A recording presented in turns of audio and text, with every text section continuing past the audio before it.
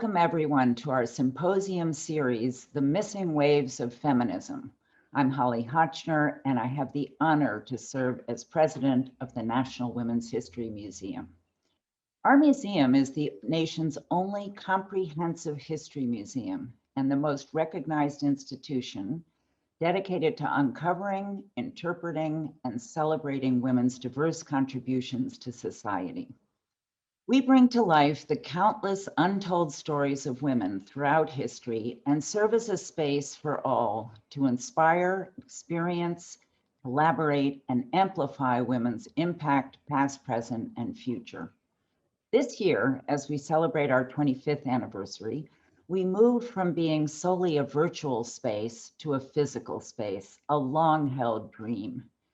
In 2022, we will present programs and exhibitions in a unique partnership with the Martin Luther King Library in Washington, D.C. We're so glad to have you with us today for this important conversation. In celebration of our 25th anniversary, we're proud to present our four-part panel discussion entitled The Missing Waves of Feminism.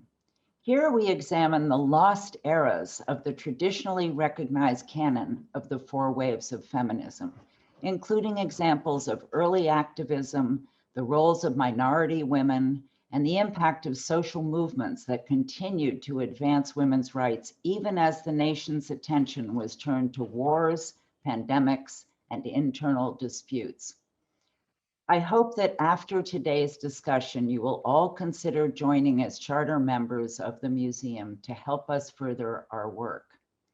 In addition to the symposium, throughout 2021, we will launch a series of comprehensive virtual exhibits examining the four waves of feminism and what that means. These will be available on our website, womenshistory.org. Like you, we believe that women's contributions, women's stories, and women's achievements must be told and studied and shared and celebrated. Thank you for our outstanding panelists and to all of you for attending and for your continued commitment to ensuring that a more accurate, inclusive, and representative history is told.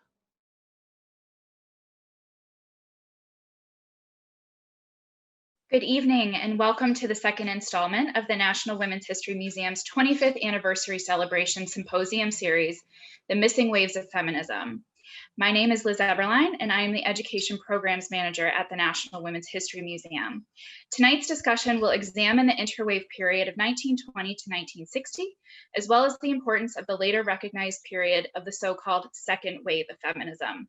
It's my pleasure to introduce our panel experts and moderator for this conversation. Beverly Guy-Sheftall is the founding director of the Women's Research and Resource Center and the Anna Julia Cooper Professor of Women's Studies at Spelman College. She has published a number of texts within African American and women's studies, which have been noted as seminal works by other scholars, including the first anthology on Black women's literature, Sturdy Black Bridges, Visions of Black Women in Literature, which she co-edited with Roseanne P. Bell and Betty Parker Smith. Her dissertation, Daughters of Sorrow, Attitudes Towards Black Women, 1880 to 1920, Words of Fire, an anthology of African American feminist thought, an anthology she co-edited with Rudolph Byrd entitled Traps, African American Men on Gender and Sexuality, a book co-authored with Janetta B. Cole, Gender Talk, The Struggle for Women's Equality in African American Communities, an anthology, I Am Your Sister, collected in unpublished writings of Audre Lorde, co-edited with Rudolph P. Byrd and Janetta B. Cole. An anthology, Still Brave, The Evolution of Black Women's Studies with Stanley James and Frances Smith Foster. Her 2010 publication is an anthology co-edited with Janetta B. Cole, Who Should Be First? Feminists Speak Out on the 2008 Presidential Campaign. In 1983, she became founding co-editor of Sage, a scholarly journal of Black women, which was devoted exclusively to the experiences of women of African descent. She is the past president of the National Women's Studies Association and was recently elected to the American Academy of Arts and Sciences in 2017. Dr. Guy-Sheftall has a PhD in American Studies from Emory University. Laura L. Levitt is an associate professor of history at the University of Pittsburgh and specializes in 20th century US women's history and the history of children's youth. Lovett is the author of Conceiving the Future, Pronatalism, Reproduction, and the Family in the United States, 1890 to 1930, and the co-editor of several books, including a collection of essays on African-American women leaders at the 1977 National Women's Conference. It's Our Movement Now, Black Women's Politics in the 1977 National Women's Conference, which places Black women's experience and leadership at the center of the history of the women's movement. She is the recipient of numerous awards and was selected as a distinguished lecturer for the Organization of American Historians in 2017. Dr. Lovett received her PhD from the University of California, Berkeley. Catherine Lavender received her PhD in history from the University of Colorado at Boulder under the direction of Lee Chambers and Patricia Nelson Limerick.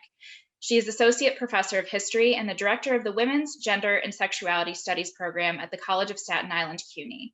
She is also currently serves as the director of the Bertha Harris Women's Center at the College of Staten Island. Her research has focused on the intersections of gender, race, and sexuality in the first half of the 20th century, especially in the American Southwest borderlands.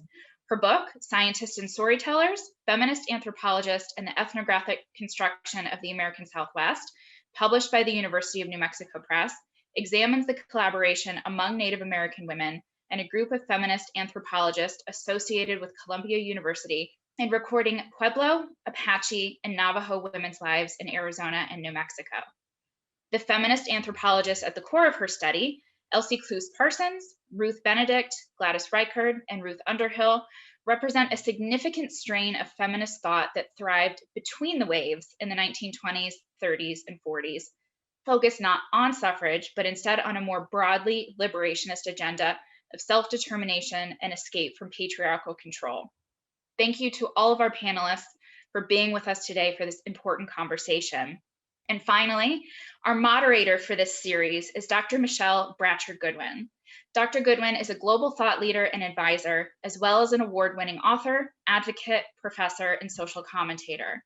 She is the host of the popular podcast On the Issues with Michelle Goodwin at Miss Magazine. Her writings address pressing matters of law, society, and global health. Her publications appear across 5 books and more than 100 law review articles, book chapters, and commentaries. Her opinion editorials and commentaries can be found in the New York Times, LA Times, Salon.com, Politico, Forbes, the Christian Science Monitor, and other platforms. She is a frequent contributor to Miss Magazine and is the Chancellor's Professor of Law at the University of California, Irvine. Dr. Goodwin is an elected member of the American Law Institute, an elected fellow of the American Bar Foundation, and an elected fellow at the Hastings Center. Thank you, Dr. Goodwin, for being with us tonight, and I'll turn it over to you.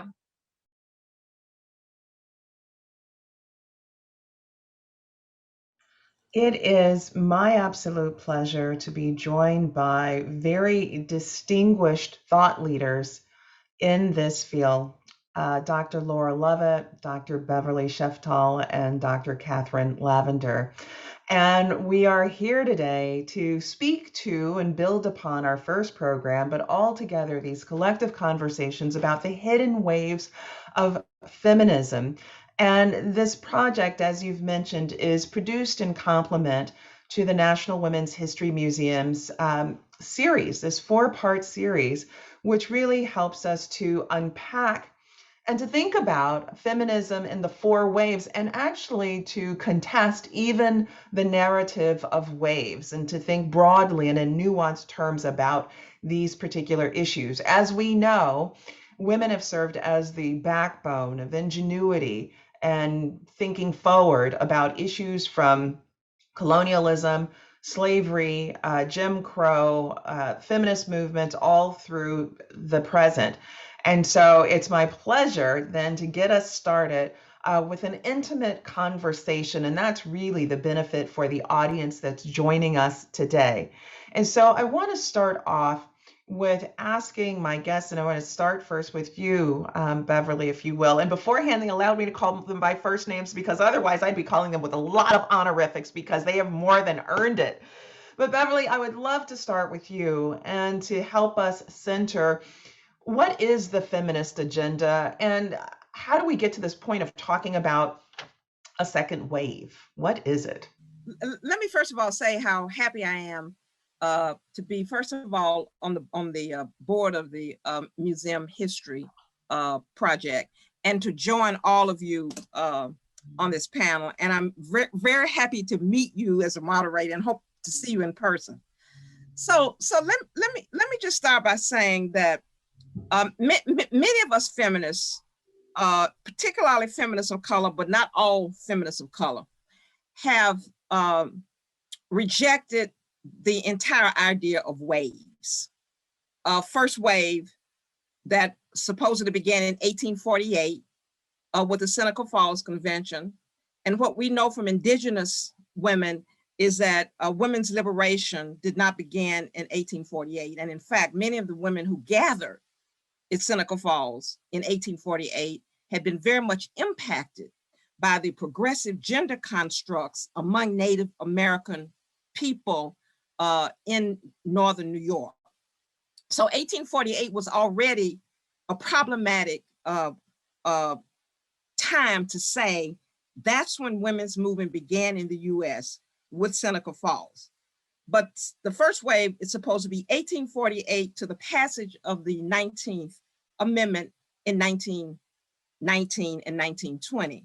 And then for reasons that I think are very interesting to try to unpack, scholars, feminist scholars argue that the women's movement and women's liberation went into a coma or went asleep or died and did not come back out of a coma until 1960 with a number of things that go into what I call traditional narratives, the publication of Betty Friedan's book, Kennedy's Commission on the Status of Women. And so the second wave is supposed to be 1960 to whenever the second wave ends, and then there's a third wave and the fourth wave.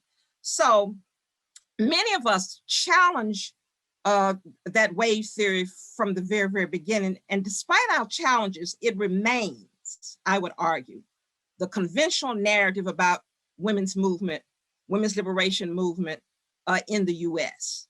And so that is the narrative. I want to build on that because you have just level set modern, these young people taught you laid the foundation right there. So what's the challenge, and why was the challenge then not taken up? Because you're right, there's a way in which women of color are rendered invisible in movements that address race, in movements that address sex. It's like those who address issues of sex, that's supposed to be white women. When we're talking about race, that's the men of color. And in between, women of color who've been doing this heavy lifting for millennia. And their narratives and their ideologies and their platforms get erased. And you're talking about something that's even a modern erasure, right? And so what attributes then to the fact that what Indigenous women, Black women, Latinas were talking about, why was that not being picked up? Asian women, why was it that the wave narrative wasn't broken and inclusive? I'm going to be quick because I really want to hear from Catherine and Laura. I think one of the problems is definitional. Okay, so women of color, and this may seem really strange, women of color fall outside of the definition or the construct women. So when you think about Indigenous women or Black women or Asian women, we fall into our ethnic racial category. So Black women are Black people. Indigenous women are Indigenous people. White women are women. So when women in those categories do things, it's considered to be racial or indigenous, but not part of women's movement. Somehow we fall outside of the women category, period, which is just amazing. And so anything that we do, anything that Indigenous women, Latina, African American do is considered to be Indigenous movement, civil rights movement, race, but not women's movement. So I think that that's a conceptual definitional problem. And that has structural implications as well. And I want to turn to Catherine then, as you've been nodding about this very point, Catherine, can you build upon what Beverly was just expressing? And so much comes to mind for me about what that means when there's the erasure of Black women, women of color as women. But can you build upon that? And I'll turn then to you, Laura. No, I think that's absolutely right. I mean, I have been nodding my head because Beverly's hit it exactly on the nail on the head. I mean, in many ways, what we're talking about today should not be surprising to anybody, because you can go back through the history of African American women that's been done for the last, really beautifully in the last 50 years, and see feminism alive and kicking in that history. I would also add, if you put class into the question, if you point out what working class women were doing of all backgrounds, their history is also erased as part of feminism. And I think she's right. It's that there's this desire to put people in a single box. I mean, in a way, it's easier for that to be done. It's a simpler model for some historians. And I think, many of the people, the field of women's history really grew out of that second wave moment. And so in many ways, it's about trying to capture the experience that was associated with the second wave, which was a mainly white, middle, and upper class women's movement. Not exclusively, but in terms of the way it's presented and represented in our culture, it really focused on that. I mean, so Laura's work is doing a really good job of showing the ways in which that representation is inaccurate. But the representation is that it is this white middle class women's movement, and it leads to this erasure, because all of these women who were feminist activists were called civil rights activists. They were called indigenous rights activists. But Zika-Lasaw, who was fighting for the vote after 1920, when Native American people did not benefit from the 19th Amendment, who's fighting for her right to vote as an American woman, is called a Native American rights advocate, not a feminist, but she absolutely was a feminist. So you can go through the history of the 20th century and pull out all of these people that we may know already as civil rights leaders or as labor movement leaders or as sex radicals or all of these things. They're also feminists. And it's really about reclaiming them and putting them back into the narrative. And that makes it clear. I mean, I think the wave thing is complicated. I like to think of it as an ocean. The waves are the things that poke up, but the ocean's always there. You can't have a wave without an ocean, and the ocean is consistent. Oh, it's an interesting way of framing it. Laura, as your work has attempted to retell, resituate these stories such that it's understood that women of color existed, were contributing, making contributions, we're never gone. We're always there, always in the articulation of lifting up the narratives that concern them and their experiences. Can you tell us a little bit about that and what it's been like for you as you've attempted to intervene in this space and resituate these narratives?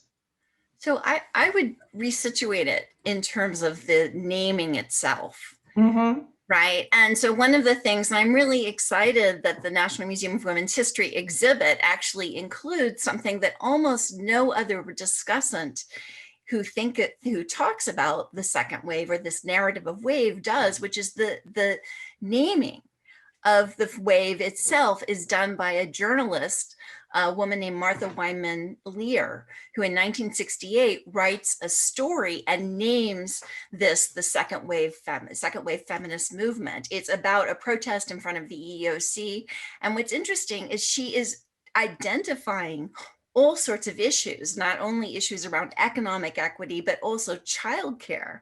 And yet it's very common that I think we don't talk about the origin of the term itself and to use that to sort of unpack where this comes from. The person I think of, and this isn't my research, but the person I think of in terms of doing that especially is Pauline Murray, who names, right, the National Organization for Women, right, and names the function of it, but also names it, creates the framework for Brown versus Board of Education. And yet she is one of these signal figures who changes two movements, whose name is always surprising to my students to learn. And she really hasn't become kind of a central figure. Well, let's talk about Paulie Murray, because Paulie Murray is central to everything that's born out of the 14th Amendment that resituated due process, equal protection under the law. in 1945, she published an article in the California Law Review about equal employment opportunity. That is stunning on so many different levels. I mean, it's stunning on so many levels because women weren't getting the opportunity to publish at all in law reviews. Women were still being denied broad admission into law schools. And here she was already setting the stage for something that was more than 20 years ahead. I mean, it's not until 1964 that there is the Civil Rights Act. And in 1945, she's already publishing what will come 20 years later. And she's doing this work both in terms of sex and also in terms of race. The book that she wrote on race laws, Thurgood Marshall called the Bible. Yep. And yet, why is it, to just start there, that we don't hear about Paulie Murray? Well, even before that, she's actually leading sit-ins at Howard University. Well, she is doing that and getting arrested on a bus before Rosa Parks. Let us digress. Right. But I think that there's a way in which the narrative gets structured, right, in terms of and I think this often has to do with the way in which, especially the media, focuses on a kind of individual leader. And then often the first issue sort of returns to that media coverage, which then reproduces the bias that we see. So that, so she doesn't actually get the chance to practice law, to support herself in a way that allows her to do something. So she's actually typing. She's working as a typist for Betty Friedan because she is having such an issue with practicing as a female African-American attorney and the discrimination that she's facing. I wonder if we can unpack this a little bit more too in terms of like white women and involvement as well, right? Because she's doing amazing work. She's at the ACLU. She actually for a period of time was at a law firm, but I'm wondering about complicity within a movement. Can we go there? Can we talk about white women? Like, she's doing the work, she's laid the foundation, but it's also white women who are getting a lot of resources into organizations, and they are not lifting up Paulie Murray. Beverly, I don't know if you'd want to speak to that. I was going to say Betty Friedan had no problems being named the founder of NOW. No problem. She never corrected anybody. She didn't say that it was Paulie Murray who said women should have a civil rights organization. And that's where NOW came. That doesn't get corrected. Even when the documentary on Ruth Bader Ginsburg comes out, Paulie Murray does not have a central role in that documentary. And what their excuse is that we're working on a documentary on Paulie Murray. But people won't look at the Paulie Murray one. So why wouldn't those filmmakers make central to the Ginsburg documentary the role of Paulie Murray? So within the movement, within NOW, within mainstream white feminism, and they knew Paulie Murray. So it's not like they didn't know Paulie Murray. They don't give her due credit. And I think that that's an important piece, because as we kind of, you know, I think one of the pieces of conversation that's often missing when we talk about feminism is the kind of pink elephant in the room in some ways, which is that, you know, what's been the complicity within the movement of white women who haven't done their work in forging equality, in acknowledging the work of women of color who've laid foundation. And, you know, to think about, you know, Paulie Murray and Ruth Bader Ginsburg, I mean, it's decades before Ruth Bader Ginsburg gets her elevation and is working with the ACLU that Paulie Murray has already been there. Paulie Murray's already been articulating in these spaces. And Ruth Bader Ginsburg, to her credit, says in an interview, I have to give credit to Paulie Murray because this all came from what Paulie Murray was doing. But you're absolutely right, Beverly. You know, these movements leave that out. Who are some of the other people then, if we can spend a moment on that you all think about within that space that otherwise people call second wave, et cetera? The other women of color who are doing real work, who are, you know, shape shifting, giving new thought to how we can be thinking about feminism. I would really like to complicate the conversation about Paulie Murray by bringing in, well, maybe you don't want to. Well, sure, no, LGBTQ issues, right? No, and Paulie Murray being queer. We can't say two movements We've got also queer. We've got three movements, really, right? More. Yeah. She's an Episcopalian priest who transformed the stance of the Episcopal Church on racial justice. She has to be in that. And also on the embracing of our queer brothers and sisters. She's very central in the transformation of the Episcopal Church in the United States. And that's another movement that she's been acknowledged. I mean, part of what's really fascinating about her and also challenging is that she appears in the literature as a figure in the church, separate from being a figure in the queer movement, separate from being a figure in the feminist movement, separate from being this legal innovator and civil rights activist. And to bring her together, the ways that those things come together in that one human being are truly astounding. It's almost like she's too big to write about, like the sun, right? It's too big to try to really give her her due. It's truly intersectional.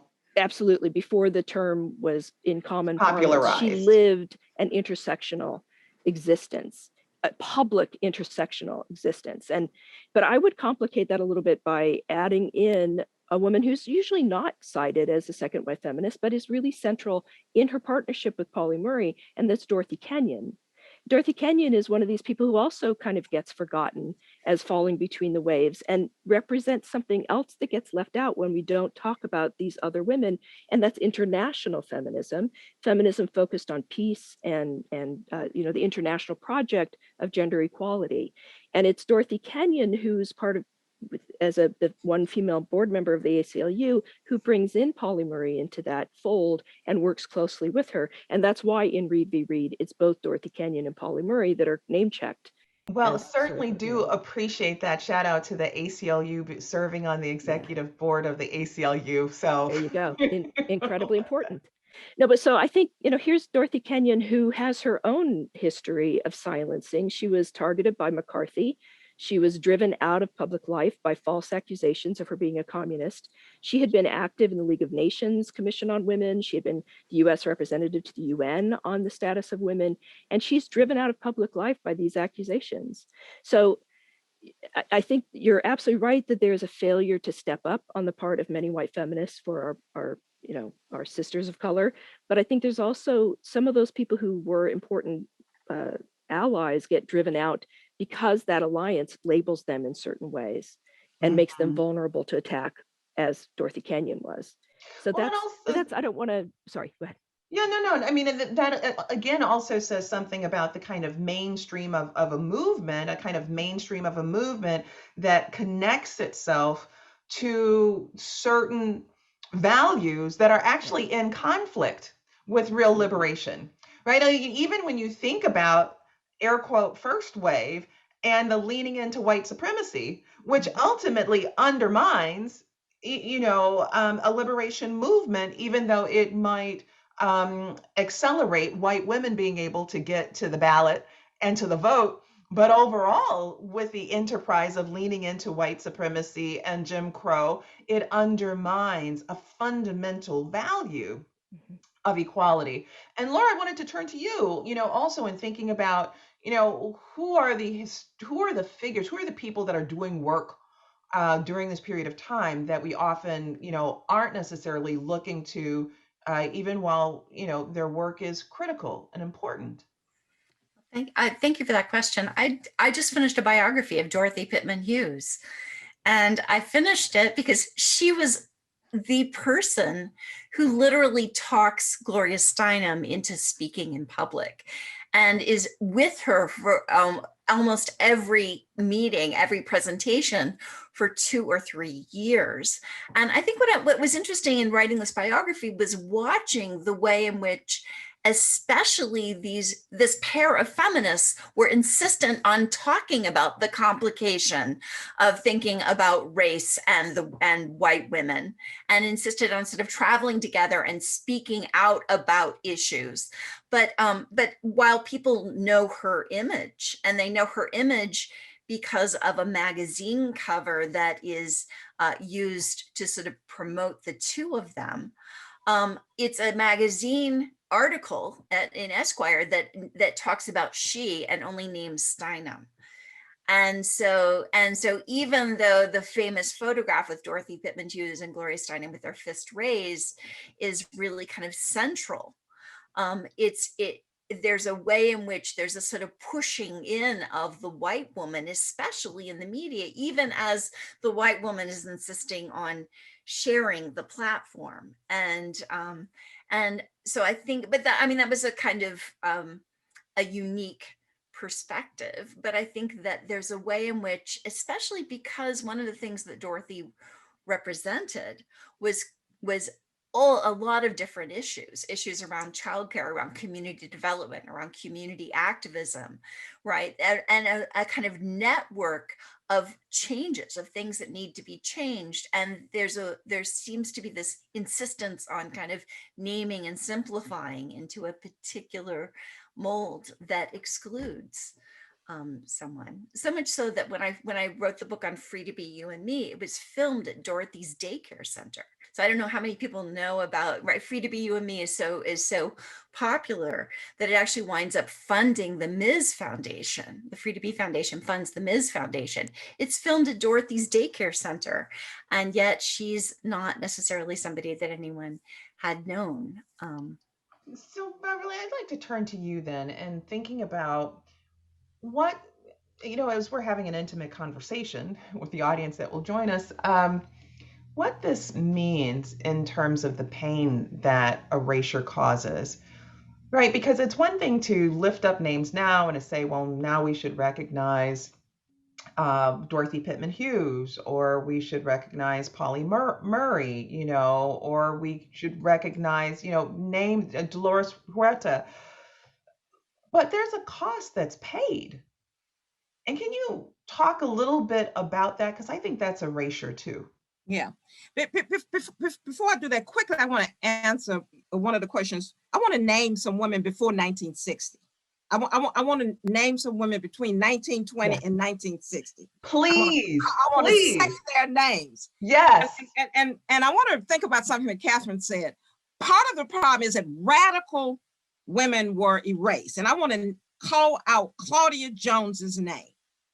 Factory worker, member of the Communist Party, was arrested, was put in jail for being a communist and expelled from the US and sent to London. Claudia Jones hadn't graduated from college. Carol Boyce Davies is the scholar who's done all of this work on Claudia Jones. So I want to, get back to what was happening, before 1960. I also want to call the name of Amy Jacques Garvey. This was the second wife of Garvey, and I want to remember something that Catherine is saying. They had a global perspective on women, and Amy Jacques Garvey and Claudia Jones were interested in global women's liberation. They weren't just confined to the U.S., and I think that's another problem with the erasure of 1920 to 1960, because you will not realize that these women saw themselves as being in a worldwide women's liberation movement. Yes. I want to call the name of Lorraine Hansberry. Yes. Also yes. queer. Yes.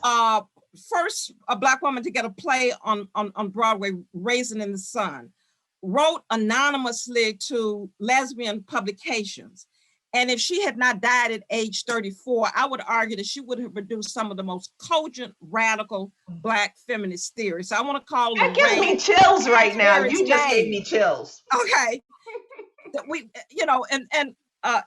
I could just go on and on. Flo Kennedy. Flo Kennedy became, of course, very well known in the so-called second wave, but she was doing work before then. She wrote a thesis in 1945, an intersectional Black feminist thesis. So Flo Kennedy, and she was probably the most radical of the so-called second wave. So I want to just call their names. So let me say just a little bit about the cost, because I think the cost has been heavy.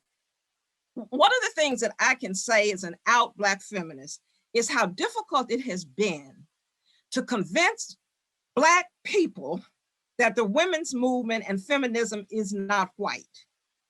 That's one of the reasons that I wanted to do Words of Fire.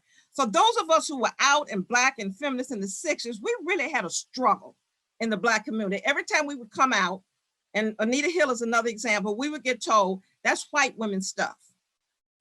Black women don't need any feminism because you all always are already in the workforce. And then they would even have the nerve to say, and you're matriarchal anyway. You're already liberated.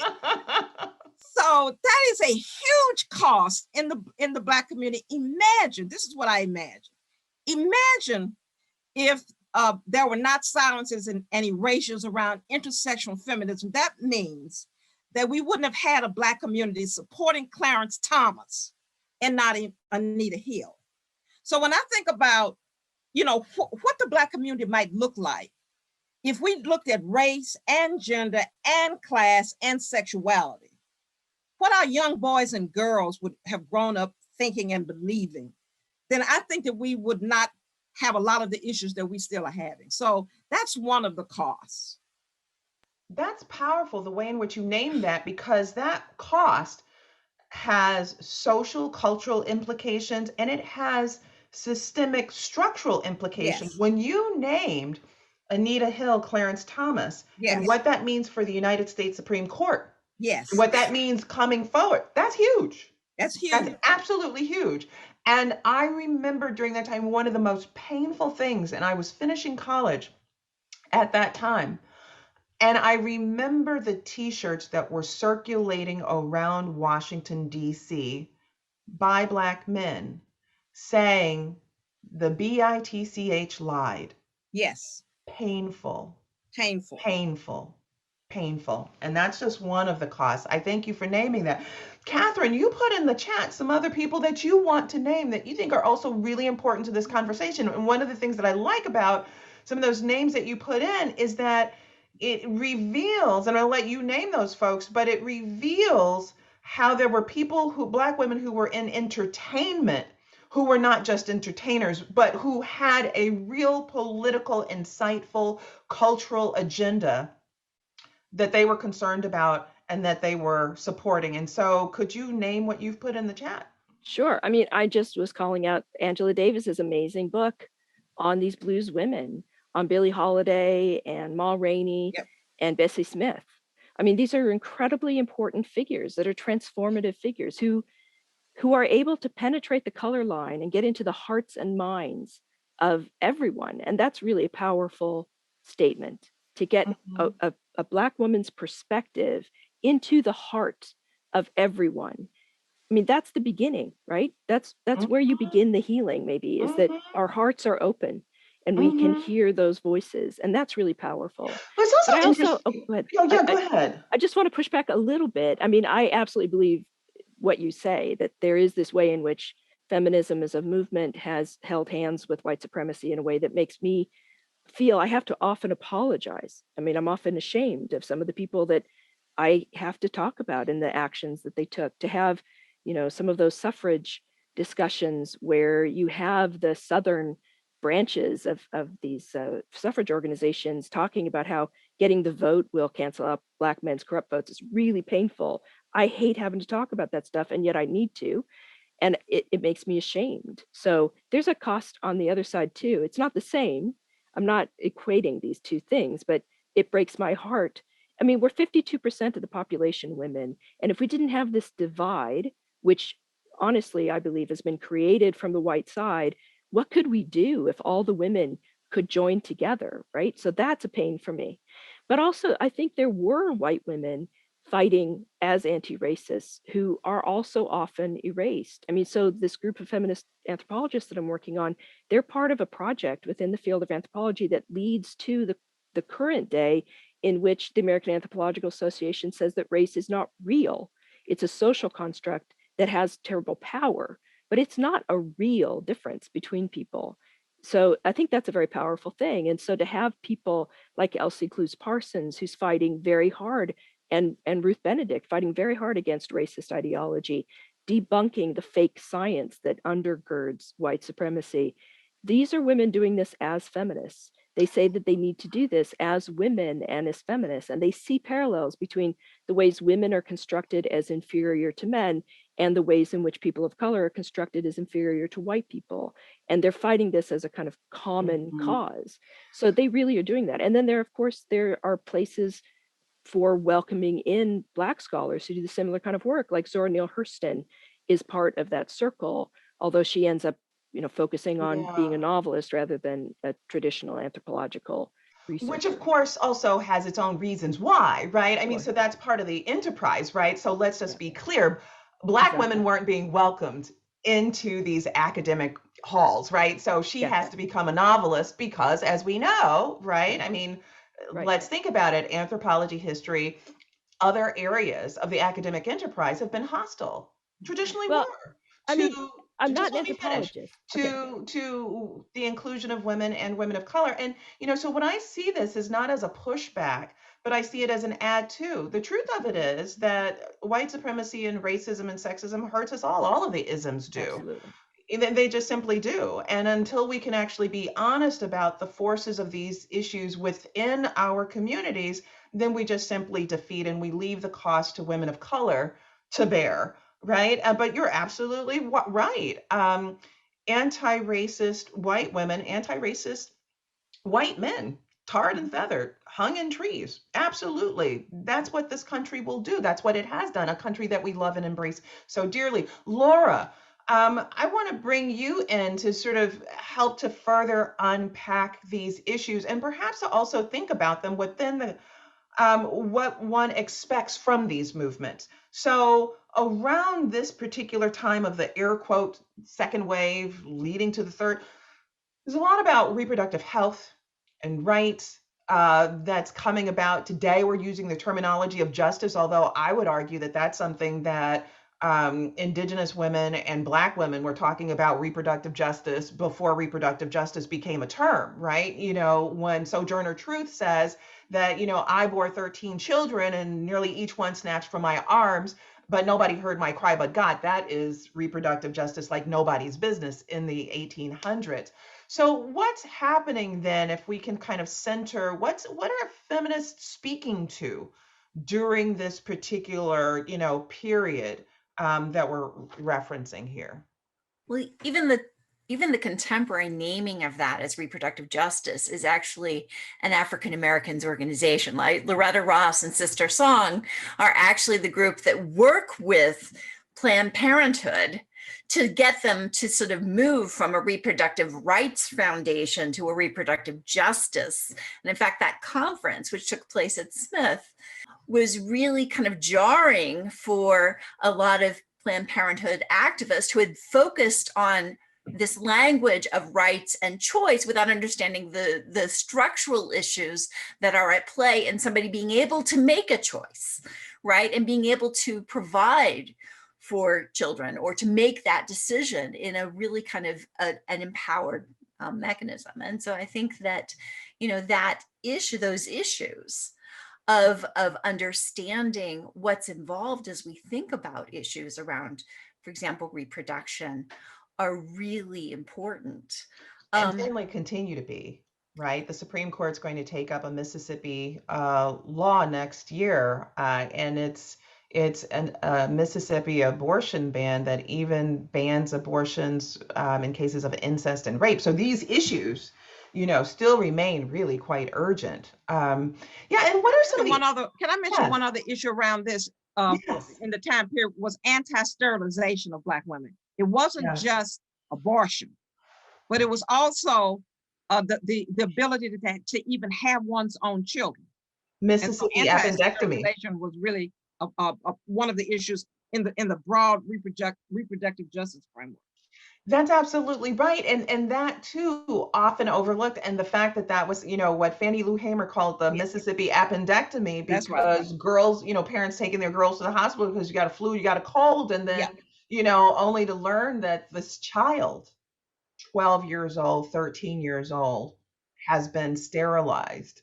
And that forming a backdrop such that this is not just about abortion. But then that's also the contestation too, because when you think about it, I mean, where would the civil rights movement have been if it was just Brown v. Board of Education, right? I mean, what folks knew is that you got to attack the housing discrimination in employment, discrimination that means that people can't walk through parks and swim in swimming pool. Like all of these areas become, branches of the rights.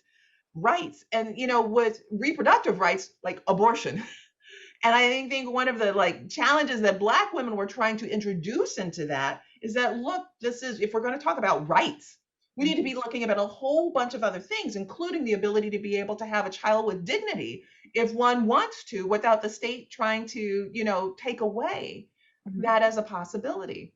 But what were some of the other issues for those who are tuning in who say, well, look, I want to learn more, but I'm not sure what exactly the feminists were working on in the 1940s, 50s, and 60s? What were some of the key critical areas?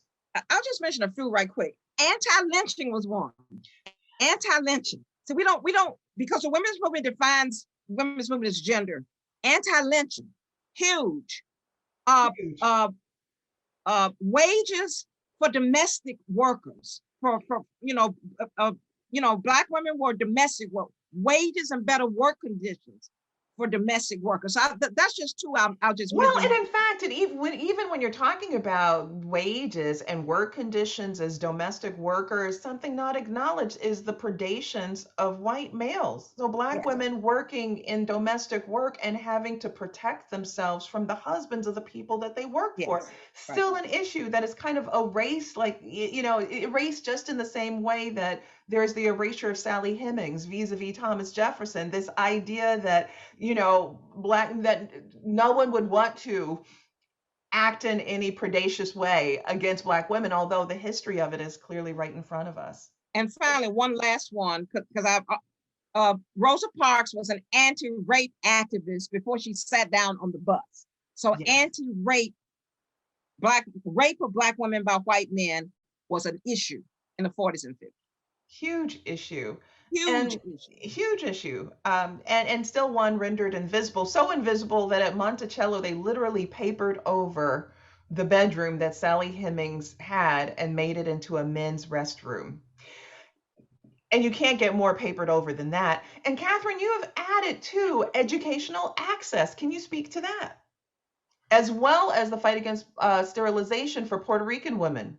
Yeah, and for Latinas in the American Southwest and in Puerto Rico between the 30s and the 70s, massive experimentation, without consent, forced sterilization of these women. And it's a really central issue for a lot of those women. And I mentioned Dolores Huerta before, and workers' rights, physical safety. I mean, she co-founded with Cesar Chavez, she co-founded the United Farm Workers in 1963, which we use as a date, right? The publication of Feminine Mystique. Why not use that date? I mean, you could call the foundation of the United Farm Workers a feminist act because it was so centrally focused on the rights of women workers. But I also, I was thinking about, the NWCP's cases that kind of push forward to Brown. Thurgood Marshall took on a lot of cases about women's educational access. And I'm thinking of Ada Lois Sipwell in Oklahoma, or authoring Lucy. I mean, these amazing women who are fighting for their rights as women to get an education.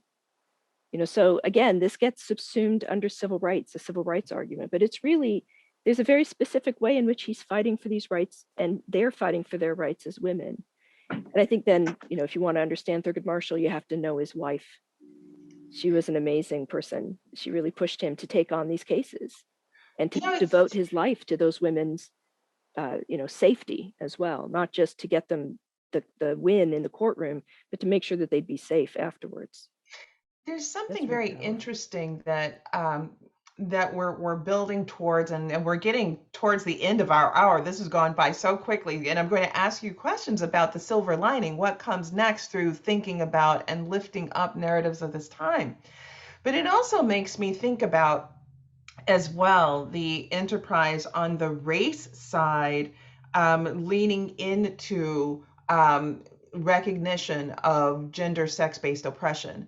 And so I think about, for example, the American Medical Association barred Black people, Black men, from being able to be admitted as part of the American Medical Association. And the argument that's made in the late 1800s is you admit women. So you are graduating and you are working with medical schools, that have women attached, therefore you cannot be a part of these particular organizations. And I think about that vis-a-vis Thurgood Marshall and some of that work. Clearly there is sexism that is there, that Black women and women of color in organizations are having to confront, and it's real in culture and society.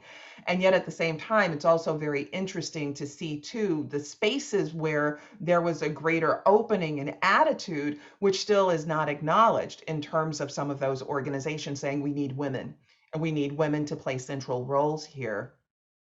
All right, well, as we turn towards the end of our hour, which has gone by way, way too quickly, I'd like to ask you about what you see as a silver lining going forward with movements today, what's happening on the ground, the people who are now engaging in intellectual spaces. What is there something that we can be hopeful about in these times? And I'm going to start with you, Laura. So I'm going to circle round to the place that we began and to think about, for example, the origins of the term women of color, right? Which is actually organized by the African-American women who are attending the 1977 National Women's Conference after the international UN call for national conferences, and how they come to that meeting with an agenda that is then adopted by, and they're answering kind of, because it's framed as a minority women's plank.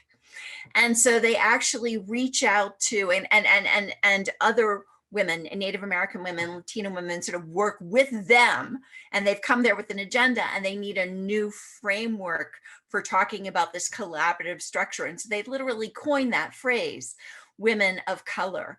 And they're doing it in this international setting in which they're imagining that what they can do is set the vision for women in the country. And I think that as we rediscover, right, this history and this role that these women played, we can reimagine what is possible. And so that's my silver lining. Thank you, Laura. Catherine, how about you? I feel like we have the language now to actually express what these women's lives were. And that's, Kimberly Crenshaw has given us this term, intersectionality. We can embrace it, we can use it. We can see it as a call to actually look at people as intersectional people, to look at women as intersectional. And when you begin to do that, Laura and I had a conversation about what happens when you approach the history of feminism biographically, as opposed to focusing on movement. And when you look at it biographically, it's very clear that feminism doesn't die out. It's very clear that these women are engaged in partnerships and conversations with across many of these dividing lines, that they're almost all involved in an intersectional world of feminism. But now we have a very clear-cut way of talking about it. So it's a great call for us to go back and look at all of that history, reclaim all of that history. And if you do that, I used to always joke that as a child, it was hard for me to read the old historical kind of novels I was interested in, and I could never see myself in them unless I dressed up in armor and acted like a boy. And that was not satisfying. But if we can do that, if we can actually go back and look at history intersectionally, then we can find a place where we can see ourselves in that. And when you see yourself in those stories, you can be the hero or the heroine of those stories. That to me is a huge silver lining. Understanding the process of erasure lets us fix that problem, lets us address that process of erasure and turn it around again, fix it. That's really what I'm hoping we can do. 25 years ago, when I had to argue with people that what I wrote about between 1920 and 1940 was about feminism, and I had to argue with people about it, I don't feel like I have to argue that anymore. Now it's feminism. It's just between the waves. So I think we can come up with a better metaphor. And what a powerful note to share. Something that I've been thinking about with that is who gets to be our sherose, right? And being able to see, wouldn't it be great for young white boys to grow up and see Harriet Tubman Absolutely. as being a foremother, as being their foremother, right? And saying, I want to grow up to be like Harriet Tubman, who was a badass, right? That's a hope. All right. And Beverly, we'll close out with you. Silver lining from these times. My silver lining is the much maligned Black Lives Matter movement, and BYP 100. These are youth on the ground radical organizations who use a queer Black feminist lens and acknowledge their indebtedness to Combahee River Collective, the Black radical organization that emerged. So Black Lives Matter, BYP 100, and many other youth organizations who embrace queer Black feminism make me smile.